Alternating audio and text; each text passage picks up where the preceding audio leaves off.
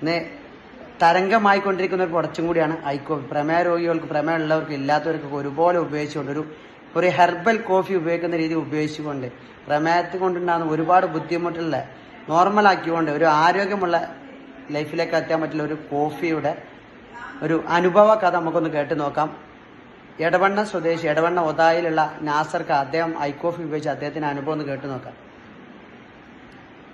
Hello, ഞാൻ ഒരു പ്രവാസിയായിരുന്നു. 20-22 വർഷത്തോളമായിട്ട് പ്രവാസിയാണ്. 22 വർഷമായിട്ട് ഷുഗറുള്ള ആളാണ്.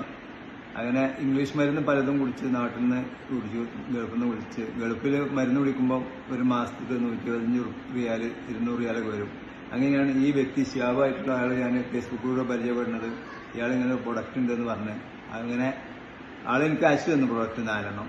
അത് കുടിച്ച് ഒരു ബോക്സ് കുടിച്ചപ്പോൾ തന്നെ എൻ്റെ ഷുഗർ ലെവൽ 84 എത്തി.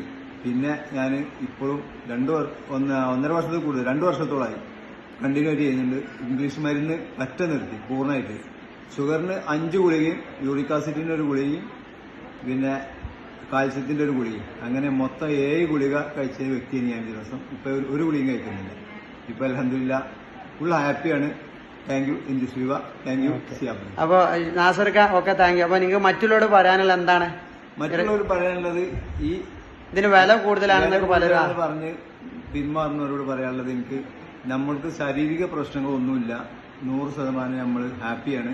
അതുകൊണ്ട് ഷുഗറുമായിട്ട് ബന്ധപ്പെട്ട എന്ത് അസുഖങ്ങൾക്കും, കാലിക വേദന, കൈവേദന, തരിപ്പ് എല്ലാം ഉള്ളവർക്ക് ഈ ഐക്കോഫി ഉപയോഗിച്ചാൽ മാറ്റം വരുന്ന പറയുന്നത് എല്ലാവരും ഉപയോഗിക്കുക. നിങ്ങളുടെ അനുഭവമാണ്? എന്റെ അനുഭവമാണ്, വേറെ ഒരാൾക്കല്ല.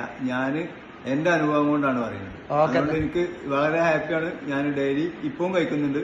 എനിക്ക് ശരിക്ക് ഒരു നേരം കഴിച്ചാൽ മതി. ഞാൻ ഇന്നാലും 2 നേരം കഴിക്കുന്നുണ്ട്. ഇത് മറ്റുള്ളവർക്ക് നിങ്ങൾ റെക്കമെൻഡ് ചെയ്യുന്നുണ്ടോ? റെക്കമെൻഡ് ചെയ്യുന്നുണ്ട്. ഓക്കെ, അടിപൊളി. ഓക്കെ, ഏതായാലും നന്ദി, നമസ്കാരം.